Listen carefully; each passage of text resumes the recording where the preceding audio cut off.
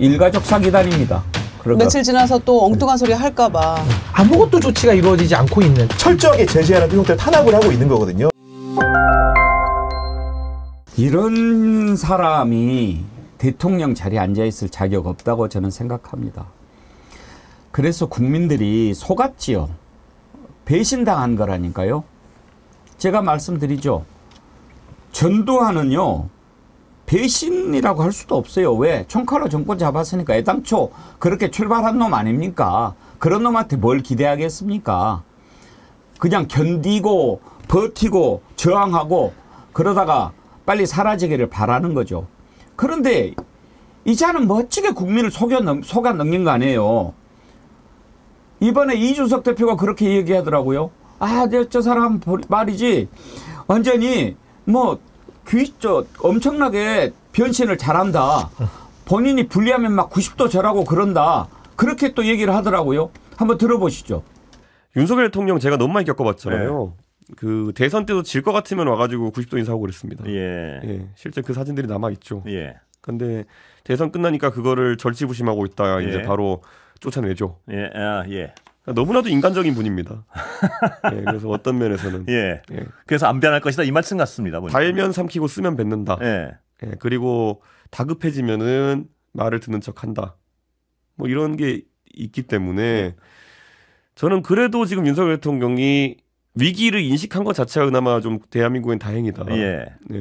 김유정 의원님, 네. 이준석 대표가 이제 겪어봤으니까 저런 얘기를 할 건데 지난번에 조국 대표랑 제가 인터뷰를 했잖아요. 조국 대표가 왜 저런 사람을 뽑았냐 그랬더니 완전히 속았다는 거예요. 속은 거죠. 문재인 대통령도 사실 속은 거죠. 왜냐하면은 검찰 개혁에 대해서 얘기하니까 본인이 전적으로 그 부분에 대해서 동의한다고 잘하겠다고 했던 바가 있었기 때문에 선의를 가지고 했던 것을 굉장히 악의적으로 왜곡했던 것이고 거짓말했던 것이고 전체를 속인 거죠. 속은 사람도 잘못이다 그러면은 뭐 할 말은 없습니다만은 이런 시기이기 때문에 지금 선거 후에 또 듣는 척 미안한 척 뭐 변화해보려는 척 하고 있는 게 아닌가라는 생각이 들기 때문에 이 영수회담이 무슨 한미 정상회담이나 남북 정상회담보다도 더 어렵다. 어떻게 이렇게 사실은 내일 정도로 예정이 돼 있었던 거잖아요. 이번 주라고 했으면은. 그런데 아직도 갈 길이 먼 것 같아서 이거 되긴 되는 건가라는 국민들의 우려의 시선이 있고요. 안 만나도 돼요. 그러니까. 며칠 지나서 또 엉뚱한 소리 할까 봐. 뭐 만날 필요가 뭐 있어요. 그러니까요. 척하는 거 아닌가 싶네요. 또 지금도. 만나서 뭘 얘기하겠어요. 지금 우리 국민들이 요구하는 것을 민주당 이재명 대표가 이야기를 해야 되잖아요. 국민들이 뭐 요구합니까? 너 당장 그만둔대. 예? 근데 저는요, 제가 이 자리에서도 몇 번을 제가 참, 저도 사람을 잘못 보고 참 죄송스럽다. 국민들께서는 사실 알 수가 없잖아요. 그러니까 정치하시는 분들이 누구 찍어라 이렇게 선거 때 유세도 하고 하기 때문에 저도 그 책임이 있다. 그래서 저 참 국민들께 죄송하다는 생각으로 늘 제가 갖고 사는데 이준석 대표도 저런 식의 인터뷰를 하는 것이 뭐 내부자 정보를 보여주는 것은 참 유의미합니다만은 그건 사과를 해야죠. 그러니까 저는 국민 앞에 당시에 당 대표로서 이준석 대표 때문에 이겼다라는 거 아닙니까? 그렇다면 저도 사과를 늘 드리고 더 국민 여러분들께 겸허한 자세로 그래야 다시는 이런 일이 반복이 안 되는 거거든요. 근데 아직도 유체 이탈 화법식으로 맞습니다. 저렇게만 이야기하는 것은 국민들이 또 이걸 가지고서도 양분될 수 있기 때문에 좀 그런 정리는 좀 필요하다는 생각이 듭니다. 이준석 사과해야죠. 정말 이준석이 만든 거 아닙니까?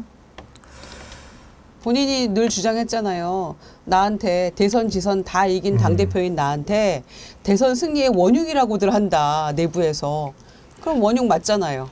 대선 승리의 원흉이 된 건데 본인이 정치적으로 이번에 이제 우여곡절 끝에 국회 원내 처음으로 입성을 합니다마는 정치적으로 좀 더 성숙하고 도약하기 위해서는 본인이 했던 이런 그 원죄에 대해서 최소한 사과는 하고 다음 정치적인 어떤 것들을 기약해야 되지 않을까 싶어요. 윤석열 찍은 분들을 한번 물어봅시다. 뭘 보고 찍었어요? 딱 두 가지 말에 속아서 찍은 거 아닙니까? 나는 사람에게 충성하지 않는다. 수사권 갖고 보복하면 그게 깡패지 사람이냐. 윤석열 언제 하셨어요? 이 두 가지 말에 혹해가지고 찍은 거 아닙니까? 사기당한 겁니다. 그런데요. 한 사람한테 사기당한 거 아니에요. 일가족 사기단입니다. 에? 와이프는 주가 조작. 장모는 통장 잔고 조작. 사기꾼들이에요. 이 사기꾼들이 지금 어떻게 하고 있습니까? 온갖 수를 써서 지금 빠져나가려고 했습니다. 김건희 안 보인 지도 지금 상당하고 장모 그나마도 검찰이 봐줘서 지금 그 정도 살고 있는데 그거를 또 못 참고 나오려고 가석방 심사를 해요. 가석방 심사한다고 MBC 보도하니까 그거 아니라고 또 벌 주고 그래놓고 심사하더만. 에?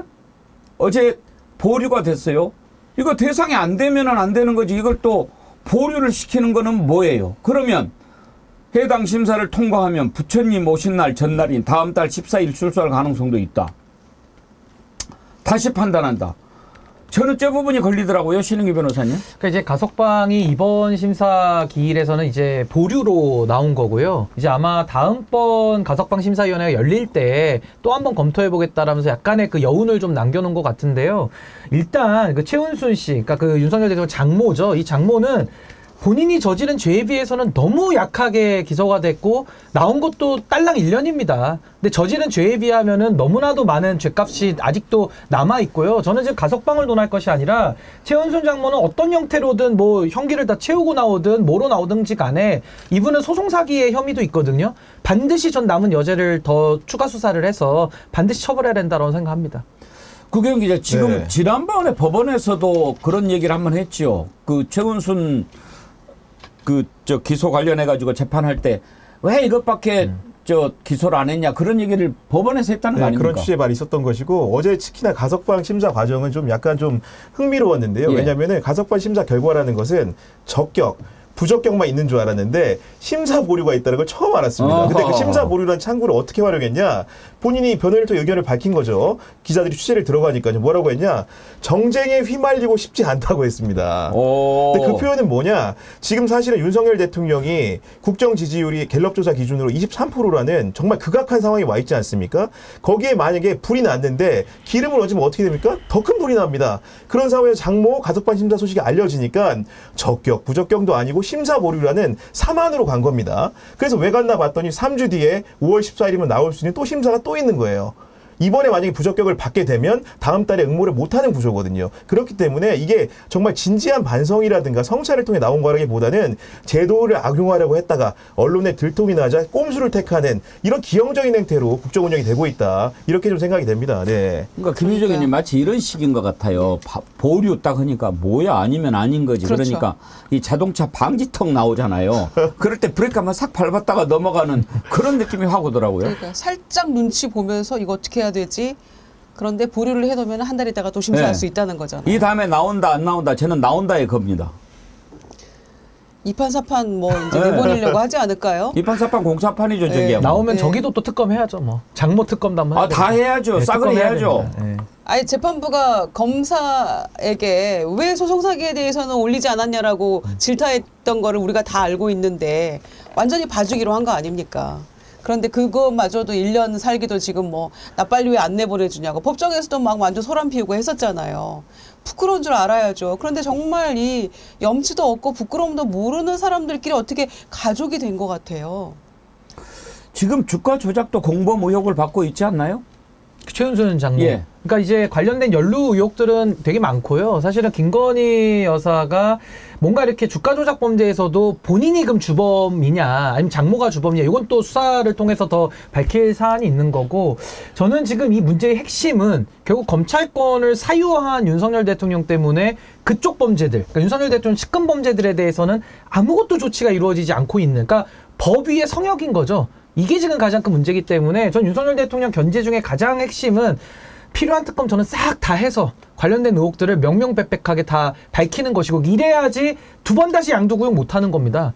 이 정말 개고기인지 양고기에 머리를 걸어놓고 개고기 판 거 아닙니까? 개고기도 썩은 상한 개고기 아닙니까? 그러니까 이런 일 다시는 대한민국에 발 못 붙이려면은 저는 이 양도구역에 대해서 발본색원해서 끝까지 관련된 것들 싹 다 처리해야 된다고 봅니다. 네, 관련된 걸 좀 이어서 말씀드리면은 지금 김건희 여사는 분명 우리 시야에서 지난해 12월 네덜란드 방문 이후에 사라졌는데 지금 김건희 여사를 뭔가 수면 위에 올리는 보도들에 대해서는 또 재갈을 건건이 물리고 있습니다. 최근에도 그러니까 뉴스타파 보도였죠. 장모 최은순 씨와 김건희 여사의 그런 주가 조작 의혹에 관련된 수익금이 23억 원이라는 것을 이걸 뭐 이렇게 개인 분석을 한 게 아니고요.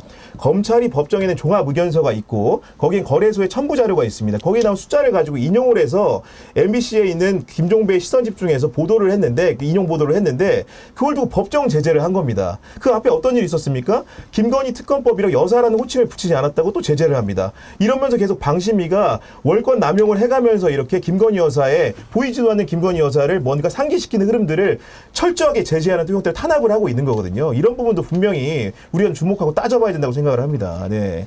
지금 김건희는 루마니아 대통령 국빈 방문이죠? 이번에. 방한했죠. 공식 방문. 공식 방문. 네. 공식 방문. 근데 부부가 같이 왔더라고요. 그렇죠. 그러면은 이제 우리도 부부 같이 하는 일정이 있는데 안 보여. 그걸 또 비공개로 해요. 지금 보세요. 비공개 배우자 일정만. 회담에 앞서 대통령실 청사 정문에서는 루마니아 대표단을 맞이하는 공식 환영식이 열렸지만 김건희 여사와 카르멘 요하니스 여사는 참석하지 않았다. 무슨 죄입니까? 뭔 죄예요, 저기가? 카르멘 여사는 무슨 죄? 네.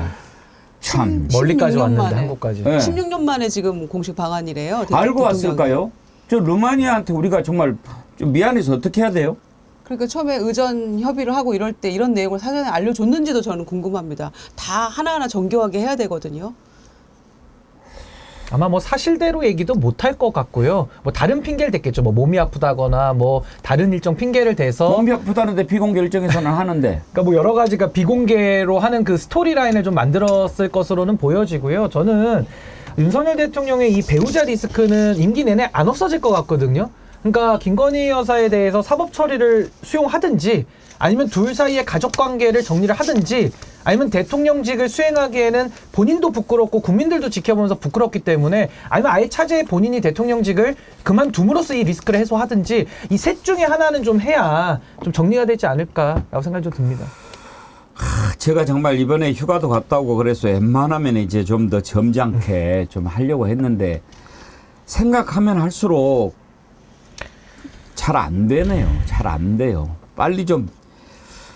김영숙님, 이제 이채 양명주는 딜할 수 없는 필수입니다. 민주당 뭐 하나, 왜 조용한가, 대차게 밀어붙여라, 시간 없다. 그러면 다음엔 얄짤없다, 명심하라 민주당. 정말 민주당 잘 좀 했으면 좋겠습니다. 조사루스 조영래님 슈퍼챗 보내시면서 그 새끼 끌어내려야 합니다. 어떤 새끼인지는 제가 잘 모르겠고요. 요즘에 그런 노래 들어봤어요? 이 새끼 끌어내리세 막 그런 노래. 그래. 네. 들어봤네요. 노래가 재밌습니다. 예. 아이다로님 슈퍼챗 보내주셨고요. 코코코님, 양인준님, 장병국님 슈퍼챗 보내주셨는데 감사드립니다. 여러분 오늘부터 이채 양명주 심판 제대로 한번 시작해 보려고 합니다. 최수근 상병 사망 사건 그 자체도 정말 너무나 가슴 아픈 일이지만 그 사건을 통해서 우리가 지금 뭐를 들여다봐야 합니까?